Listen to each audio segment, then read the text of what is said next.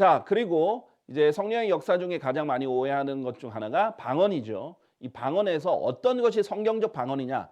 자, 저는 방언 자체가 없다라고 말하는 게 아닙니다. 방언이 있어요. 그런데 어떤 것이 성경적 방언이냐? 자, 이 부분을 설명을 드리려고 하는 거예요. 자, 첫 번째 진실은 방언은 외국어다라는 거예요. 자, 우리가 보통 뭐 방언을 한다, 방언 기도를 한다 이런 것들을 보면요. 실제로 어떻게 말을 하냐면 언어가 아니라 알랄랄랄랄라 샬랄랄랄라 이렇게 사람들이 잘 알아듣지 못하는 언어의 체계가 아닌 그냥 못 알아듣는 말을 반복하고 있어요. 자, 그런 것은 언어가 아니죠. 사도행전 2장 4절 6절을 보면요. 그러자 그들이 모두 성령님으로 충만하였으니, 자, 성령님에 충만했을 때 사도행전 2장 처음에 이런 일이 있었어요. 성령께서 그들에게 말하는 능력을 주신 대로 다른 방언들로 말하기 시작하였더라. 자, 그런데 사도행전 2장 전체의 내용은 우리가 알아들을 수 있는 언어로 얘기를 한 거예요. 이때 이것이 널리 소문이 퍼지자 무리가 함께 왔는데 모든 사람이 저마다 자기 자신의 언어로 그들이 말하는 것을 들었기 때문에 어리둥절하였더라 라고 되어 있습니다. 자기 자신의 언어로 했다. 그러니까 사람들이 알아들었다라는 거예요. 자기 자신의 언어로 이 사도들이 각자 말하는 것을 알아들었다라는 거예요. 못 알아듣는 말이 아니었다라는 거예요. 자, 그래서 방언을 하는 사람들은 사도행전 2장이 기원이라는 것은 부정할 수 없습니다. 자, 그런데 여기서는 분명히 알아들을 수 있는 언어였다. 자, 그리고 사도행전 2장 7절에서 8절에서 또 반복해서 이렇게 말하죠. 이것을 들었던 사도들의 말을 들었던 사람들이 이렇게 말합니다. 보라, 말하고 있는 이 자들은 모두 갈릴리인들이 아닌가? 그렇죠. 이 12 제자들은 갈릴리 사람들이란 말이죠. 갈릴리라는 넓은 지역에서 왔단 말이죠. 그런데 어떻게 우리 각인이 우리가 태어난 곳에 속한 우리 고유의 방언으로 말하는 것을 듣는가? 자기들이 직접 태어난 자신들의 고유의 방언으로 말하는 것을 들었다라는 거예요. 분명히 이해를 했다는 겁니다.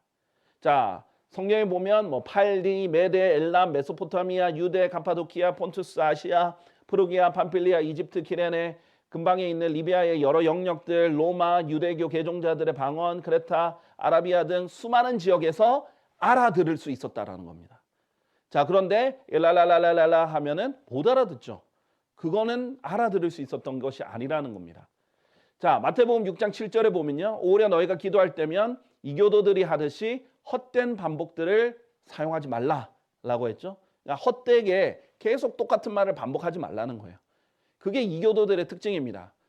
불교에 가면은 뭐 나무아미타불을 계속 같은 말을 반복하죠. 로마 가톨릭에 가면은 똑같은 기도문을 똑같이 반복합니다. 영어로 로저리라고 하는데 묵주기도라고도 하고 한국에는 여러 기도문을 반복합니다. 이는 자신들이 많이 고해야 그것들이 들릴 것이라고 그들이 생각하기 때문이라. 예수님이 아니라 그랬죠. 오히려 말하기 전부터 다 알고 계신다 그랬죠. 그런데 왜 그렇게 말을 해야 되느냐? 그럴 필요가 없다는 거죠. 정확하게 알아들을 수 있는 간결한 말들이면 된다라는 겁니다. 자, 두 번째 진실은 말하는 사람이 알지 못하는 방언은 없다라는 거예요.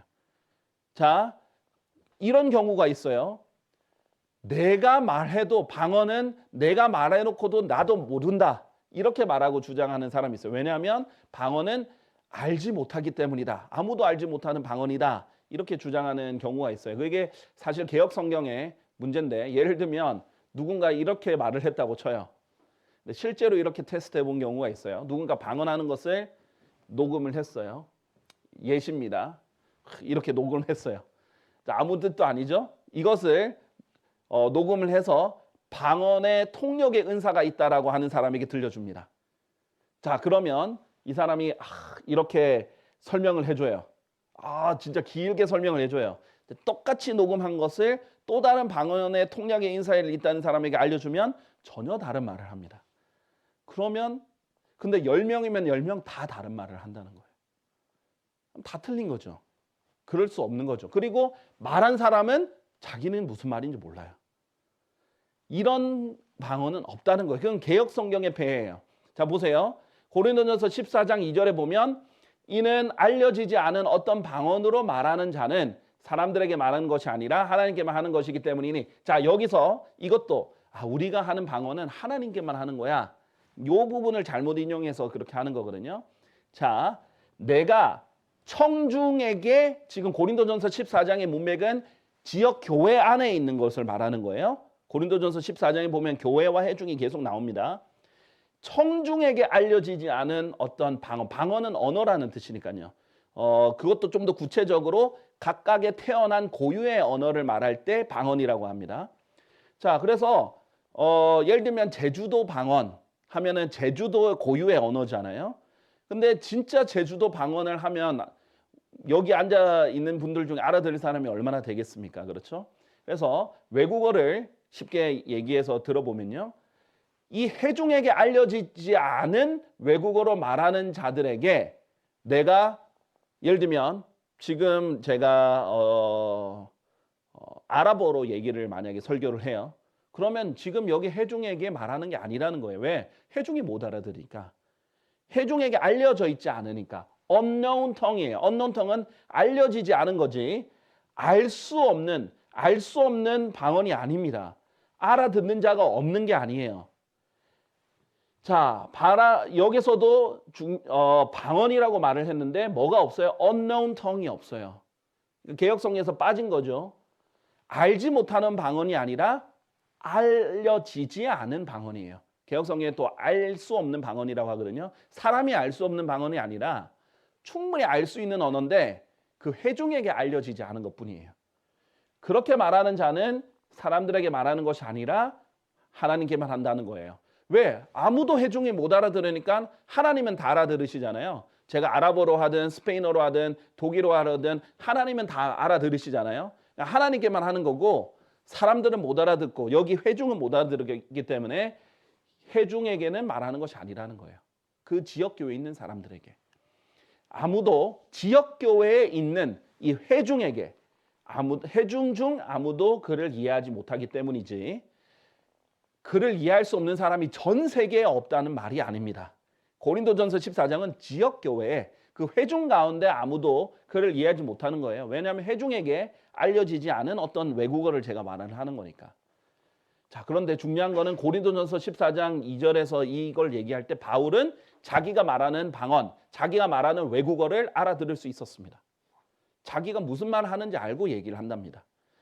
자기가 하는 말을 모르는 게 아니에요. 하지만 그는 영 안에서 신비들을 말하느라. 자, 신비라는 건 쉬워요.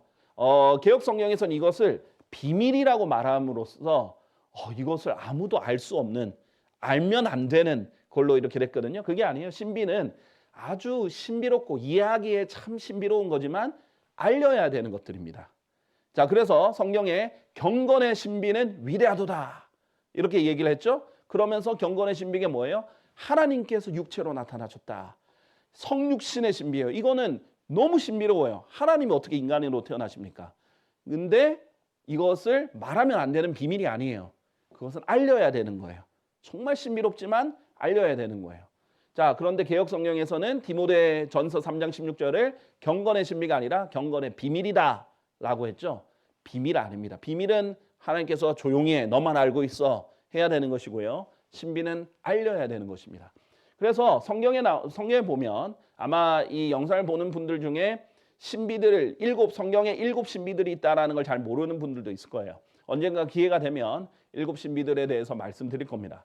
이 신비들에 대해서 설교하는 지금 고린도전서 14장은 문맥이에요. 그래서 설교자가 외국어로 설교를 하면 못 알아듣는다 이거예요. 아무도 지금 청중에게 알려져 있지 않은 외국어로 설교하면 아무도 못 알아듣는다. 설교의 목적은 뭐예요? 성경에 나타난 많은 신비들을 전달하는 것이거든요. 그래서 여기서 말하는 방언은 혼자 개인적으로 알랄랄라 하는 것이 아니라 강단에서 회중들에게 단체적으로 집단적으로 연설을 하는 방언을 말하는 거예요. 그때 하나님의 말씀에 있는 수많은 신비로운 것들을 말한다라는 거예요. 자, 그렇게 하는 거죠. 그런데 그렇게 말해도 청중에게는 알려져 있지 않은 외국어이기 때문에 청중 중에는 아무도 이해 못한다는 거예요. 온 세상에 아무도 그를 이해할 수 없는 사람이 없다는 게 아니고 온 세상에게 알려지지 않은 어떤 방언이 아니라 회중에게 고린도전서 14장 청중 고린도 교회에게 라고 말을 하는 겁니다. 자, 문맥을 꼭 잘 봐야 되겠죠? 자, 고린도전서 14장 4절 12절도요. 알려지지 않은 어떤 방언으로 말한 자는 자신을 세우느니라. 자신은 알아들으니까 자신은 세워요. 왜냐하면 내가 청중에게 알려지지 않은 스페인어로 설교를 해도 스페인어는 나는 알아듣잖아요. 그러니까 나는 이 하나님의 말씀으로 세워지는 거예요. 혼자 자신이 모른다는 게 아닙니다. 그러나 예언하는 자는 예언하는 것은 미래에 일어날 일을 말하는 거죠. 근데 성경은 기본적으로 예언의 책이에요. 그러니까 성경을 통해서 하나님께서 하실 말씀들, 알려주는 그런 말씀들 예언한다라고도 표현해요. 자, 그래서 우리가 주 예수 그리스도를 믿으십시오. 그래야면 하나님의 아들들이 됩니다. 예언이에요. 주 예수 그리스도를 거절하면 지옥에 가게 됩니다. 예언이에요. 자, 여러분이 하나님의 말씀에 따라 살면 하나님의 약속대로 성령의 열매를 맺을 수 있습니다. 예언이에요. 그렇기 때문에 하나님의 말씀이 예언의 책이기 때문에 하나님의 말씀을 선포하는 것을 지금 얘기하는 겁니다. 그냥 혼자 예언하는 게 아니에요. 청중들에게 예언하는 거예요. 자, 근데 예언을 하면 다 알아듣게 예언하잖아요. 그러면 교회를 세운다는 거예요. 왜? 교회가 다 알아들으니까. 그런데 알려지지 않은 어떤 방언으로 모르는 외국어로 내가 설교를 하면 다른 사람은 못 알아듣고 교회는 못 알아듣으니까 교회는 못 세워져요. 나만 세워요. 내가 알아들으니까. 너희가 영적인 인사들의 열심인 고로 너희도 바로 그와 같이 너희가 교회를 세우는 일에 탁월해질 수 있도록 구하라. 그러니까 너희가 기도할 때 무엇을 구하라는 거예요? 방언으로 말하길 구하라는 게 아니에요. 예언으로 교회를 세우기를 구하라는 거예요. 자, 그래서 하나님 제가 방언할 수 있도록 도와주세요라고 구하지 말고 내가 교회를 세워줄 수 있도록 사람들이 잘 알아들을 수 있는 언어로 하나님 말씀을 잘 선포할 수 있도록 도와주세요. 그렇게 구하라는 겁니다. 그러니까 방언을 구하라 말씀하지 않으셨어요? 고린도전서 14장은 전체적으로 방언에 대해서 부정적입니다. 그런데 방언을 구하죠. 오히려 성령 집회에 보면은 방언하는 훈련도 시킵니다. 자, 어떻게 랄랄랄랄 많이 하면은 알아서 계속 나오는지 훈련을 시켜요. 또 방언을 구하라고 합니다. 근데 방언을 구하라고 성경에 나오지 않았죠? 오히려 차라리 이걸 세우지 못하기 때문에 교회를 세우지 못하기 때문에 교회를 세우는 일에 탁월해질 수 있도록 구하라는 겁니다. 방언이 아닙니다. 자, 고린도전서 14장 7절 8절 보면요. 또한 피리든 하프든 심지어 생명이 없는 것들조차 소리를 내는데 그것들이 소리들이 있어. 자, 피리나 하프도 소리가 있죠. 생명이 없는데도 소리가 있어요. 구분을 주지 못하면 피리나 하프로 무엇이 연주되었는지 어떻게 알겠느냐. 잘 보세요. 참 놀라운 것이요. 우리가 피아노나 뭐 악기, 바이올린이나 뭐 피리나 그냥 어린애가 한 번도 연주해 본 적이 없는 어린애가 그냥 장난으로 푹푹푹 분다고 해서 피아노를 쾅쾅쾅쾅 친다고 해서 연주가 되는 게 아니잖아요. 일부러 다 구분을 해서 화음이 들어갈 수 있도록 잘 이어질 수 있도록 구분해서 정확한 소리를 내잖아요. 그랬을 때 아름다운 음악이 되고 비발디의 사계처럼 음악은 언어가 있어요. 말로 된 언어는 아니지만 사람들에게 전달을 합니다. 메시지를. 비발디의 사계를 보면 봄을 연주할 때는 봄 같아요. 정말 이렇게 새싹이 돋아나는 느낌이 나요. 여름을 할 때는 울창한 살림의 느낌이 나고 가을 하면 낙엽이 떨어지는 느낌, 겨울에는 그 황량한 느낌이 전달이 돼요. 그렇죠? 그렇게 언어로서 전달을 하는데 다 구분을 해놨잖아요. 언제 어떤 음악을 하고 언제 강조를 주고 언제 길게 하고 언제 어떤 음악을 하는지를 구분을 해놨단 말이에요. 그러니까 언어가 완성이 돼요. 그런데 그냥 와가지고 악기 한 10대가 그냥 아무데나 바바바바 켰어요. 그냥 어린아이가 피아노를 쾅쾅쾅쾅 쳤어요. 그러면은 음악이 되지 않는다라는 거죠. 자, 마찬가지입니다. 그러므로 만일 나팔이 불확실한 소리를 낸다면 누가 스스로 전투 채비를 하겠느냐. 자, 나팔이 정해진 시도가 있어요. 구분해 놓은 게 있어요. 자, 우리가 한 번 불 때는 집합, 2번 불면 해산, 3번 불면 전쟁 준비 뭐 이런 식으로 신호를 정해놨단 말이죠. 그래야 전쟁 준비를 하죠. 자, 4번 하면 돌격 이렇게 정해놨기 때문에 함께 수많은 사람들이 함께 진군을 할 수 있는 건데 너 어떻게 전투 채비를 할 수 있겠어요? 만약에 나팔이 불확실한 소리를 해요. 자, 뿌뿌뿌뿌 하면은 전투다, 돌격이 되는데 뿌 이러면은 무슨 소리지? 이거 모르잖아요. 그런 식으로 불확실한 소리를 내면 안 된다는 거예요. 그래서 방언이라고 소위 방언이라고 하는 랄랄랄라는 구분이 없는 소리예요. 그거는 구분이 있는 소리가 아닙니다. 자, 정확하게 문법 체계가 있고 주어, 동사, 목적어가 있고 단어가 있고 어휘가 있는 구분된 언어를 해야 정확하게 전쟁하는 나팔 소리 같고, 그 다음에 오케스트라처럼 피리, 하프처럼 정확한 연주를 하는 것과 같다라는 겁니다. 그래서 고린도전서 14장 9절은 너희도 이와 마찬가지다. 악기들도 그런데, 생명이 없는 악기도 그런데 너희도 마찬가지다. 너희가 이해되기 쉬운 말들을 혀로 발설하는 것이 아니라면 무엇이 언급되었는지 어떻게 알려지겠느냐. 자, 그러니까 이해되기 쉬운 말들을 해라. 사람들에게 알려지지 않은 말로 이해하기 어려운 말들 하지 말고 이해되기 쉬운 말들을 하라. 아니면 안 그러면은 무엇이 언급되는지 어떻게 알려지겠느냐. 지금 설교자가 무슨 말을 했는지 어떻게 아멘 하겠느냐라는 거예요. 이는 너희가 허공에다 말하는 것이기 때문이라. 아무도 못 알아들으면 그냥 허공에다 말하는 거다. 그러니까 하지 말라는 거예요. 만약에 정말 내가 스페인어로 말을 하고 싶다, 스페인어로 기도하고 싶다, 그럼 혼자 하라 이거예요. 왜? 혼자 자기는 스페인어 알아들으니까 하나님께 기도할 때 스페인어로 혼자 하고, 그 다음에 스페인어로 하나님의 말씀을 선포하고 싶으면 스페인어로 해라. 자기 혼자.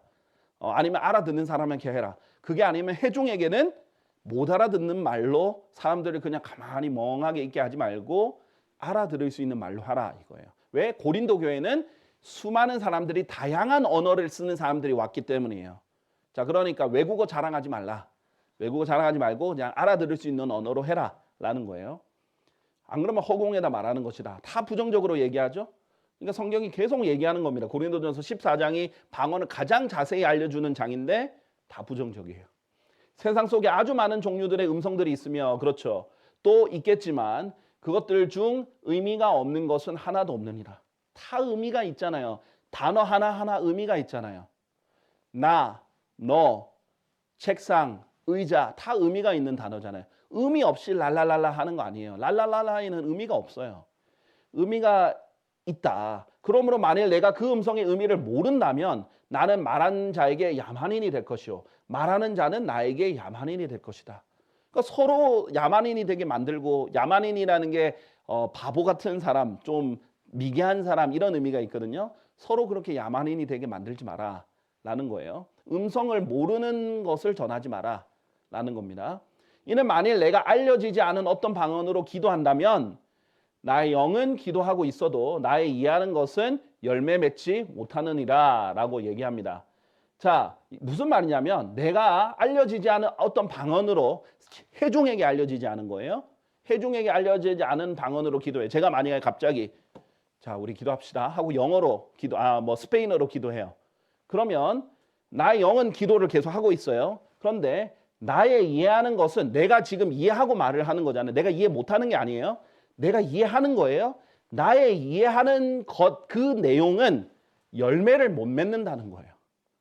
내가 이해하고 말을 했지만 열매를 못 맺는다는 거예요. 내가 이해를 못한다는 게 아니라 내가 이해하고 있는 것은 열매를 맺지 못하는 거예요. 다른 사람들이 못 알아들으니까, 교회가 세워지지 않으니까. 자, 이는 만일 내가 알려지지 않은 어떤 방언으로 기도한다면 나의 영은 기도하고, 이 말을 했고요. 그렇지 않으면 내가 영과 더불어 축복할 때 그 언어를 배우지 않은 채, 자 보세요, 언어를 배우지 않은 채 참석하는 자, 영어로 unlearned거든요. 그러니까 회중에게 알려지지 않은 방언도 배우려고 하면 배울 수 있는 거예요. 그 언어가 배우지 않은 채 참석하는 자가 내가 말하는 것을 자신이 이해하지 못함으로 어떻게 내가 드리는 감사들에 아멘이라고 말하겠느냐. 멍하게 있겠죠. 누가 아멘 하겠어요. 내가 그 언어를 안 배웠는데 배우지 않은 채 가만히 있어요. 그러면 어떻게 아멘 하겠냐 이거예요. 이 언어는요, 결코 알 수 없는 언어가 아닙니다. 이거는 그냥 회중에게 알려지지 않은 것뿐이고 사람들이 배우지 않은 것뿐이에요. 자, 어떻게 내가 드리는 감사들 아멘이라고 말하겠느냐? 이는 내가 진실로 감사들을 잘 드리긴 해도 나는 잘 감사드렸어요. 왜? 나는 내가 하는 말 알잖아요. 그러니까 난 잘 감사드린 거예요. 나는 이게 지금 감사입니다라고 알고 말하는 거예요. 다른 이들은 세워지지 아니하기 때문이라. 자, 왜 개역 성경으로 많은 오해가 있느냐? 수동태, 능동태가 안 살려지고 번역에서 잘못 번역을 해놔서 사람들이 알 수 없는 방언이구나. 그리고 내가 이해 못하는구나라고 착각을 했기 때문이고 또 많은 부분에 있어서 이제 배우지 않은 채 참석하는 자 이런 부분을 부각을 못했기 때문입니다. 자, 세 번째 진실은요. 방언의 표적은 사도들과 함께 사라졌다. 자, 표적을 이해하면서 우리가 함께 이해해야 되는 부분인데요. 일단 고린도전서 13장 8절에는요. 분명히 말한 게 있어요. 성도의 사랑은 결코 끝나지 아니하느니라. 그러나 예언들이 있어도 그것들은 끝날 것이요. 예언들도 끝날 거예요. 그렇죠? 결국 예언이 모두 성취가 되는 때가 옵니다. 예수님이 오시면 예언들이 성취가 되죠. 방언들이 있어도 그것들은 그칠 것이요. 자, 결국은 모든 외국어가 다 그치는 날이 옵니다. 언제인지 아십니까? 예수님이 오시면 돼요. 예수님이 오시면 어떻게 돼요? 이스라엘이 전 세계의 수도입니다. 그리고 순수한 언어가 회복된다 그랬어요. 하나님 입장에서 순수한 언어는 히브리어입니다. 자, 아담 히브리어예요. 하나님께서 순수한 언어인 그 하늘에서 할렐루야 하잖아요. 히브리어예요. 계시록에 보면 하늘에서 할렐루야 하고 천사들이 말하죠. 그러니까 천상의 언어는 히브리어예요. 랄랄랄라가 아닙니다. 자, 간혹 이렇게 말하는 사람들이 있어요. 아, 우리가 말하는 방언은 천사들의 방언이다. 천상의 언어다. 천사들이 요한계시록 19장에 뭐라고 했는지 보세요. 할렐루야라고 합니다. 히브리어로 말해요. 할렐루야는 주를 찬양하라 라는 뜻이에요. 아멘. 무슨 말이에요? 히브리어예요. 네, 맞습니다. 이런 뜻이에요. 자, 그러니까 그것은 그칠 거예요. 외국어들은 다 그칠 겁니다. 그래서 예수님이 오시면 히브리어로 그때 하나님께 다시 살아날 것이에요. 그게 이제 이스라엘이 전 세계의 수도가 됩니다. 자, 지식이 있어도 그것은 자취를 감출 것이다. 우리가 이제 부분적으로 아는 지식은 결국 없어지고요. 온전한 완전한 지식만 이제 성경 공부는 없어진다라고 지난번에 말씀드렸죠. 완전한 지식만 하나님을 아는 지식 가득하게 자동으로 채워지기 때문에 그런 것도 자취를 감출 것이다. 지금 예수님이 오시는 것을 말해요. 고린도전서 13장 8절. 이 문맥에 보면 온전한 것이 오신다. 예수님을 말하는 겁니다. 자, 성경이 완성되고 이걸 말하는 게 아니에요. 자, 그래서 보면요. 방언은 그친다. 방언은 그친다고 분명히 말을 했어요. 그러니까 결국 외국어는 다 그칠 것이고요. 초자연적으로 이제 방언이 성령의 은사일 때 초자연적으로 외국어를 하는 표적이 있잖아요. 그게 방언이거든요. 성령님의 은사로 초자연적으로 외국어를 하는 방언이 초대시대에 있었는데 그거는 금방 그쳤어요. 외국어는 남아 있습니다. 자, 고린도전서 14장 21절에서 22절. 율법 안에 기록되기를 다른 방언들과 다른 입술들을 지닌 사람들과 더불어 내가 이 백성에게 말하겠노라. 자, 이 백성이 누구죠? 이스라엘입니다. 자, 하나님께서 방언을 잠시 허락해 하셨던 이유, 초자연적인 외국어를 배우지 않은 사람이 말하도록 허락하셨던 이유는 이스라엘에게 알려주시기 위해서예요. 이스라엘에게는 표적이 필요하거든요. 설명을 드리겠습니다. 그런데 그 모든 것에도 불구하고 그들은 여전히 나의 말을 듣지 아니하리라. 주가 말하노라. 이스라엘은요, 초자연적으로 외국어를 갑자기 말하는 사람들이 있었는데도 불구하고 예수님을 안 받아들였어요. 이런 이유로 방언들은 믿는 자들을 위한 것이 아니라 믿지 아니하는 자들을 위한 표적이라. 고린도전서 14장 방언의 장이잖아요. 여기서 분명히 말합니다. 초자연적인 방언들은요, 외국어를 갑자기 말하는 것은요, 표적이다라는 거예요. 믿지 아니하는 자들, 믿는 사람들을 위한 게 아니에요. 그러면 왜 지역교회에 믿는 사람들이 모여서 왜 방언을 해요? 할 필요가 없다는 거예요. 이미 믿는 사람들이 있는데 왜? 그럼 믿지 않는 자들을 위한 표적이라는 거예요. 만약에 정말로 자기에게 방언의 은사가 있다라고 믿는 사람이 있다면 정말로 이태원에 가서 외국인들에게 그 나라 언어로 여러분이 배우지도 않았는데 초자연적으로 선포하세요. 그러면 그 믿지 않는 자들이 와 대단하다 라고 표적으로 여길 것입니다. 자, 그런데 보세요. 사실은 이 표적은 유대인들을 위한 것이기 때문에 여러분이 이방인들에게 하는 것은 소용이 없습니다. 유대인들에게, 이스라엘에 가서 여러분이 공부도 안 했는데 히브리어로 선포를 하셔야 됩니다. 자, 그래야 표적이 됩니다.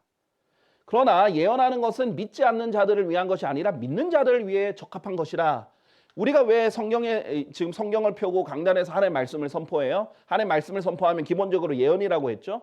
자, 왜? 믿는 사람들을 세워주려고. 아, 맞아. 우리가 야곱처럼 하나님의 축복을 사모해야지. 아, 우리가 아브라함처럼 믿음을 지켜야지. 아, 우리가 요셉처럼 신실해야지. 이렇게 세워주기 위해서 존재하는 거기 때문에 지역 교회에서 방언을 하는 것을 결코 추천하지 않았어요. 차라리 하나님의 말씀을 선포하라. 알아들을 수 있는 예언을 해라. 라는 겁니다. 자, 고린도전서 1장 22절에 이렇게 했죠. 이는 유대인들은 표적을 요구하고 헬라인들은 지혜를 추구하기 때문이라. 헬라인은 이방인을 대표하는 사람들을 말해요.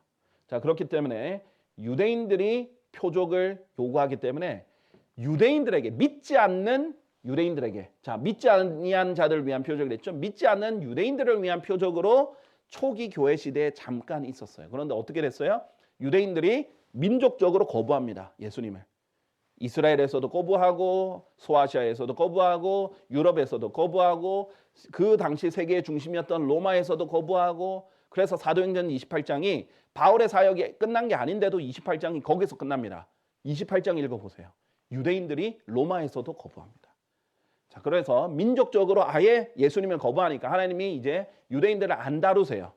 그래서 사도행전 28장 이후에는요, 더 이상 기적이 등장하지 않습니다. 바울과 함께. 바울이 어떻게 되세요?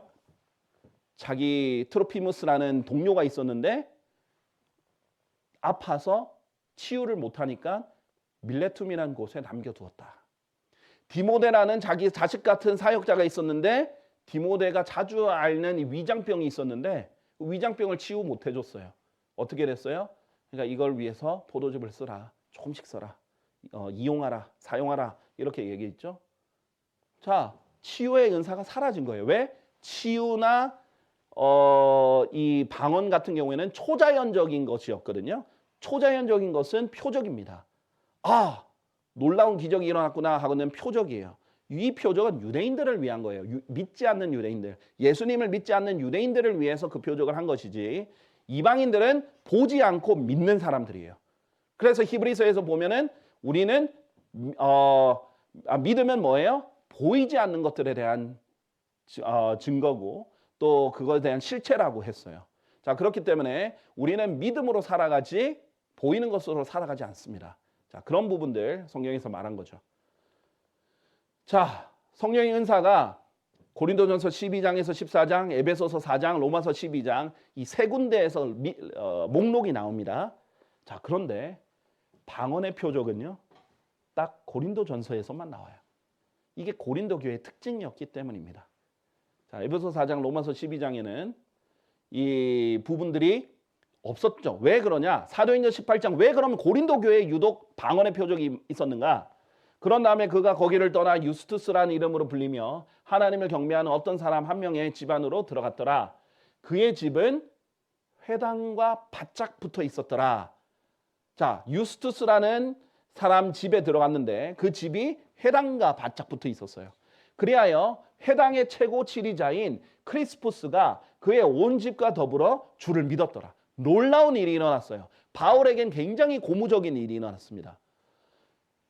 유독 고린도 교회에 회당장, 그것도 회당의 최고 지리자가 믿었거든요. 성경에 보면 회당장은 여러 명이 있을 수 있어요. 근데 회당의 최고 지리자 한 명입니다. 여기에 크리스푸스가 그의 집안과 함께 예수님 믿은 거예요. 자, 민족이 다 회개한 게 아닙니다. 지금 해당 지리자가 회심한 경우예요. 바리새파 사람들도 마찬가지죠. 바리새파 사람들 대부분은 종교 지도자들은 예수님을 거절했어요. 그러나 믿는 소수의 바리새파 사람들이 있었잖아요. 그 중에 하나입니다.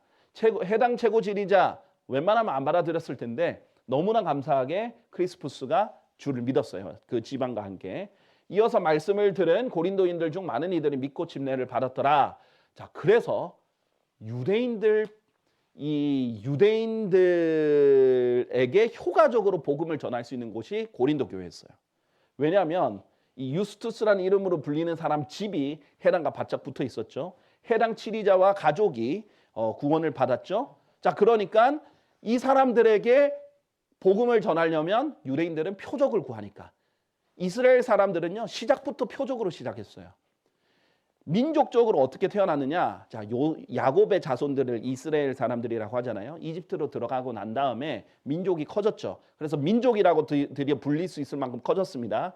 하나님께서 어떻게 건져냈어요? 10개의 재앙이라는 기적들로, 이적들로 건져내셨어요. 다 표적이었어요. 홍해를 갈라서 이적이었죠. 건져내셨어요.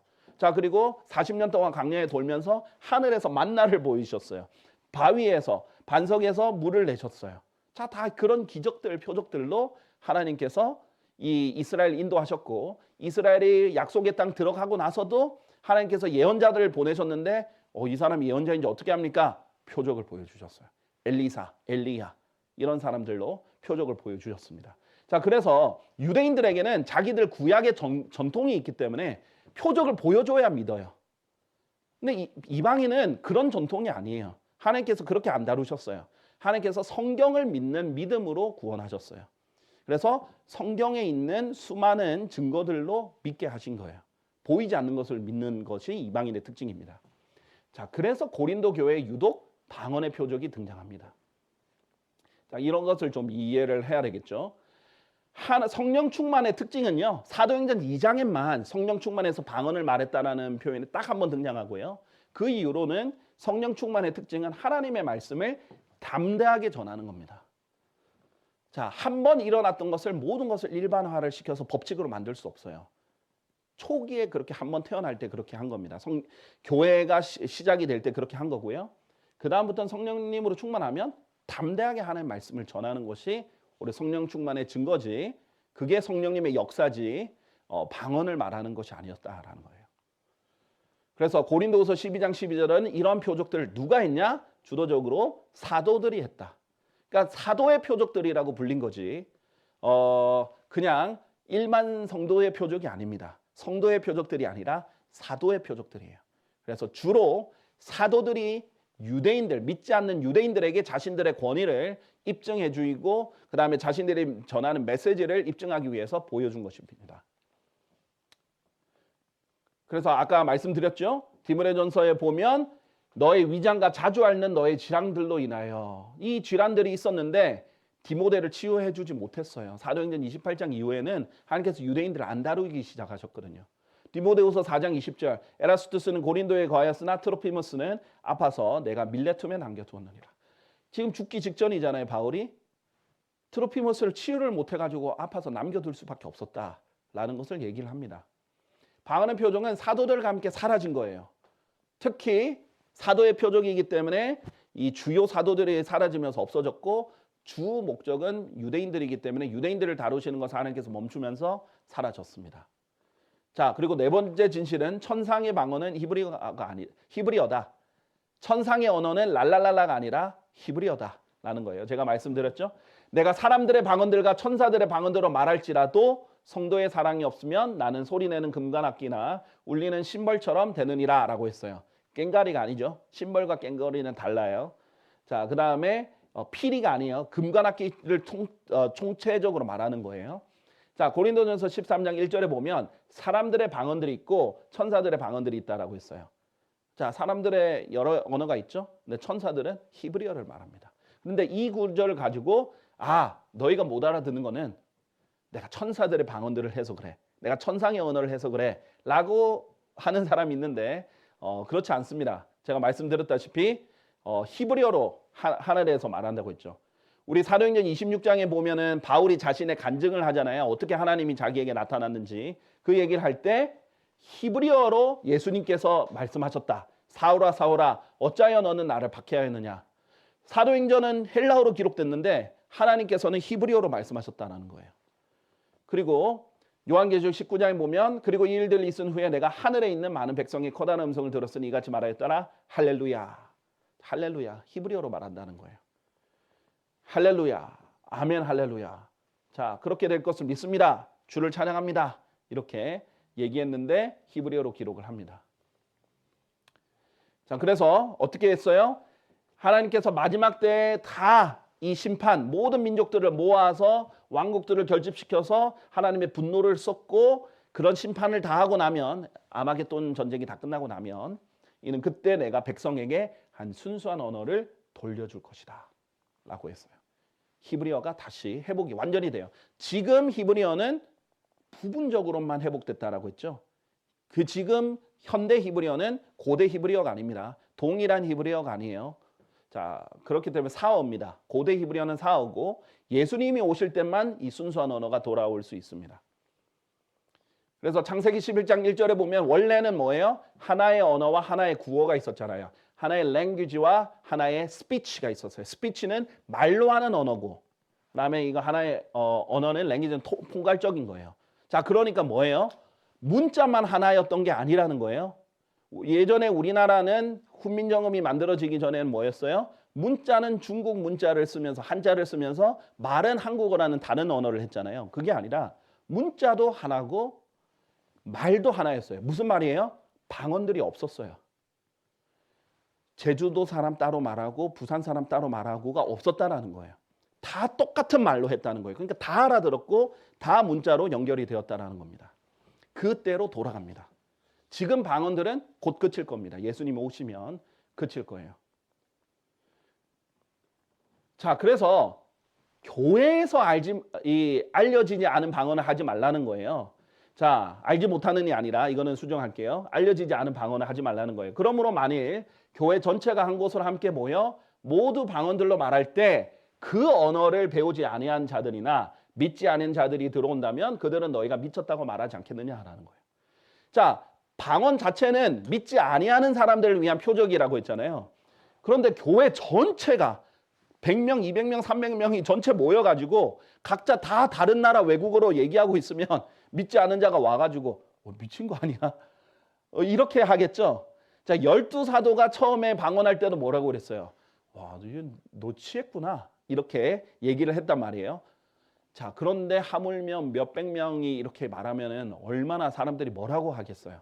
자, 그러니까 미쳤다고 말한다 이거예요. 그러니까 뭐예요? 질서 있게 한 사람씩만 말하라는 거예요. 집단적으로 방언을 기도를 하는 것은 성경적이지 않습니다. 설령 그 사람에게 정말 외국어를 할 수 있는 능력이 있다 할지라도 집단적으로 하지 말고 한 사람 하라 이거예요. 그리고 말했죠. 교회가 언어를 배우지 아니하는 자들. 교회가 문맥입니다. 지역교회에서 말하는 거예요. 자, 그리고 만약에 정말 방언으로 제가 이 미국 사람 초청할 수도 있잖아요. 제가 뭐 스페인 사람 초청할 수도 있잖아요. 그러면 여기에 통역자를 세우라는 거예요. 이런 이유로 알려지지 않은 어떤 방언으로 회중에게 알려지지 않은 어떤 방언으로 말하는 자는 자신이 통역할 수 있도록 기도하라. 누가요? 자신이 스스로 통역도 잘 할 수 있도록. 자, 여러분이 언어를 안다고 해서 통역을 할 수 있는 거 아니에요. 통역은 그것도 재능입니다. 은사는 재능이잖아요. 자, 영어를 잘하는 사람이 있다고 해서 그 사람이 한국어로 또 즉각 바로 설명할 수 있는 게 아니에요. 우리 교회에 영어 잘하는 사람들 많이 있어요. 그러나 통역을 시키면 바로 잘하는 거 아니에요. 통역도 재능입니다. 즉각 통역을 할 수 있어야 돼요. 그 다음에 고린도전서 14장 27절 30절 만일 어떤 남자가 알려지지 않은 어떤 방언으로 말한다면 2명에 의해서나 많아도 3명에 의해서 하게 하되 대신 2-3명이 함께 말하는 게 아니라 차례대로 하게 하라. 자, 돌아가면서 한 명씩. 자, 2-3명이 설교자가 이제 2명 또는 3명만 세우라 이거예요. 4명, 5명, 10명을 하지 말고. 자, 그래서 차례대로 한 명씩 얘기하는데 한 명은 통역하게 하라. 자, 이 통역하는 사람이 3명이 말하는 걸 듣고 통역은 못 하잖아요. 제가 한 명을 동시 통역하는 사람들은 봤어도 3사람이 하는 말을 듣고 한 명이 동시 통역하는 건 들은 적이 없어요. 왜냐하면 사람의 인지 구조가 3사람이 하는 말을 동시에 다 못 알아들어요. 여러분의 모국어라도 그렇습니다. 그렇잖아요. 3명이 갑자기 여러분에게 말하면 잠깐만 한 사람씩 말해 이렇게 하잖아요. 그러니까 차례대로 하고 한 명이 통역하는 겁니다. 순서를 지키고 질서 있게 해야 됩니다. 만약 곁에 앉아있는 다른 이에게 어떤 것이 계시된다면 먼저 하던 이로 하여금 자신의 침묵을 지키게 하라. 자, 뭐예요? 이때 당시만 해도 방언이 초자연적인 계시입니다. 초자연적으로 하나님께서 갑자기 외국어 능력을 주셔가지고 말을 하게 하는 거예요. 그렇게 되면 그러면 그때는 한 사람이 또 앉고 다른 사람이 하라는 거예요. 자, 진짜 초자연적인 방언이 아직도 살아있다면 이것을 지켜야 돼요. 고린도전서 14장을. 근데 중요한 것은 그 표적으로서의 기적적인 방언은 그쳤고 외국어는 여전히 사람들이 재능 있는 사람들이 있어요. 배울 수 있습니다. 자, 그렇지만 이 초자연적인 방언이 지금처럼 있다 할지라도 어떻게 해야 된다? 차례대로 해야 됩니다. 한 명씩만 하세요. 수천 명이 동시에 방언 기도하지 말고. 자, 교회에서 여자들은 하지 말라라고 돼 있어요. 고린도전서 14장 34절. 교회들 안에서 너희의 여자들을 잠잠하게 하라. 많은 여성분들이 좋아하진 않겠지만 방언의 문맥입니다. 방언인데 어떤 방언이라고요? 방언으로 연설하고 발언을 하고 이러는 거예요. 그래서 문맥은 지금 나와서 말씀을 전하는 거예요. 자, 그런데 성경에서 여자는 하나님의 말씀을 여기 남자들에게 권위를 행사할 수 없기 때문에 설교자가 될 수는 없습니다. 자, 여자들만 있으면 괜찮은데 남자가 있기 때문에 권위를 행사할 수 없어요. 잠잠하게 하라. 이는 그들에게 바라는 것이 허락되지 아니었기 때문이라. 자, 이게 우리가 2판에서 연설하는 것이라고 했었죠. 스피치. 맞습니다. 맞는데 조금 더 넓은 의미에서, 왜냐하면 연설하고 설교하는 문맥이기도 하지만 나중에 따로 발언권을 가지고 이 진짜 운영에 참여하는 그런 문맥도 포함할 수 있기 때문에 포괄적으로 발언이라고 했어요. 자, 율법도 말하는 것처럼 다만 그들은 순종 아래 있으라는 명령을 받았느니라. 자, 그렇기 때문에 여자들은 하지 말아야 되는데 어떻게 된 거예요? 우리 그 방언하는 교회들에 가보면 대부분 여자분들이 자매님들이 대부분 방언을 하고 있습니다. 자, 성경에 분명히 이렇게 돼 있어요. 이거는 심지어 개역 성경에도 적혀 있습니다. 그런데도 안 지키잖아요. 그러면 그건 하나님 역사가 아니에요. 진리의 영이신 성령님이 하신 역사가 어떻게 비진리로 역사를 합니까? 그렇죠? 그건 성경적인 방언 사역법 아니에요. 정말 초자연적인 방언의 은사가 있다라고 주장하는 사람이면 정말 한 번도 배우지 않은 외국어를 얘기를 하세요. 그리고 통역을 두세요. 그래서 이 통역사가 충분히 통역을 할 수 있는 정말 언어인지 우리가 알아들을 수 있잖아요. 그렇게 하시고 한 사람씩 차례대로 하세요. 그리고 여자는 하면 안 됩니다. 제가 금지하는 게 아니라 성경이 그렇게 말합니다. 고린도후서 13장 8절에서 사도들도 아주 중요한 얘기를 하죠. 이는 우리가 사도들인 우리도 진리를 대적해서는 아무것도 할 수 없으며 오직 진리를 위해서만 할 수 있기 때문이라. 자, 사도들도 그랬는데 우리가 어떻게 그렇게 합니까? 그래서 정확하게 해야 된다라는 거예요. 자, 성경에 보면요, 거짓 예언자들이 나와요. 그리고 거짓 예언자들에게 거짓말을 하는 영을 들어가는 경우가 나옵니다. 자, 그래서 초자연적이라고 해서 다 하나님께로부터 온 게 아닙니다. 자, 대부분 방언들, 제가 경험한 방언들은요, 대부분 그냥 자기 혼자 하는 말이에요. 하나님이 갑자기 기적적으로 하시는 게 아니라. 근데 개 중에 정말 뭔가 씌인 것처럼 기적적으로 하는 막 이렇게 하는 사람들이 있거든요. 그거는 하나님으로부터 온 영이 아닙니다. 왜냐하면 하나님 영은 진리니까요. 그것은 거짓의 영입니다. 그러니까 교회가 성경과 진리를 바르게 가르쳐야 잘못된 영을 안 받는 거예요. 성령님만 받는 게 아니에요. 거짓의 영을 받을 수가 있습니다. 그렇게 되면 거짓의 영을 받아서 진리를 선포해야 되는 교회에 영향을 끼치게 되는 거예요. 누구 책임이냐? 목회자 책임이에요. 성령 집회를 연 그 강사 책임입니다. 그러니까 사람들이 이것을 무지한 채 거짓의 영을 달라고 하나님께 계속 그렇게 하는 거예요. 자, 우리는 하나님께 속하느니라. 하나님을 아는 자는 우리의 말을 듣느니라. 하나님께 속하지 아니하는 자는 우리의 말을 듣지 않느니라. 여기서 우리의 말이 누구죠? 하나님의 말씀을 전하는 사도들의 말이죠. 그러니까 하나님의 말씀을 들으면 하나님께 속한 거예요. 하나님의 말씀을 안 들으면 하나님께 속한 게 아니에요. 이것으로 우리가 진리의 영과 오류의 영을 아느니라. 이게 오류인지 아닌지, 진리인지, 이게 거짓의 영인지 아닌지 어떻게 구분해요? 하나님의 말씀대로 했느냐, 안 했느냐. 이것으로 이제 여러분이 구분을 해야 되는 거예요. 진리대로 했는지 아닌지를, 진리의 영인지 오류의 영인지를 하나님의 말씀으로 판단해야 돼요. 누구라도 자기가 잘못된 것을 알았다면 지금이라도 하나님의 말씀대로 회개하시고 돌이켜야 돼요. 아, 이 방언이 성경적이지 않구나. 내가 정말 성경적으로 해야 되겠구나. 그러면 하나님의 말씀을 들으시면 됩니다. 하나님의 말씀을 거부하고 그래도 내가 방언의 체험을 했는데 여러분의 체험이 기준이 된다면 여러분은 여전히 오류의 영을 따라갈 수 있습니다. 하나님께서 주 너의 하나님의 이름을 헛되이 취하지 말지니라. 이것이 십계명에도 있어요. 너는 주 너의 하나님의 이름을 헛되이 취하지 말지니라. 그런데 자꾸 성령님 하면서 거짓의 영으로 하고 오류의 영을 하면 하나님의 이름 헛되이 취하는 것입니다. 하나님께서 무죄하다고 결코 하지 않습니다. 성령님의 이름을 이용한다는 것은 그만한 무죄입니다. 자, 요한일서 4장 1절 제가 결론을 맺겠습니다. 사랑받는 자들아 각각의 영을 다 믿지 말고. 영이 여러 종류입니다. 성경에서는 하나님의 영만 있는 게 아니에요. 마귀의 영도 있고 하나님의 영도 있고 인간의 영도 있고 짐승의 영도 있다라고 했어요. 네, 짐승의 영도 있습니다. 전도서에 있어요. 기회가 되면 그것도 얘기를 드리겠습니다.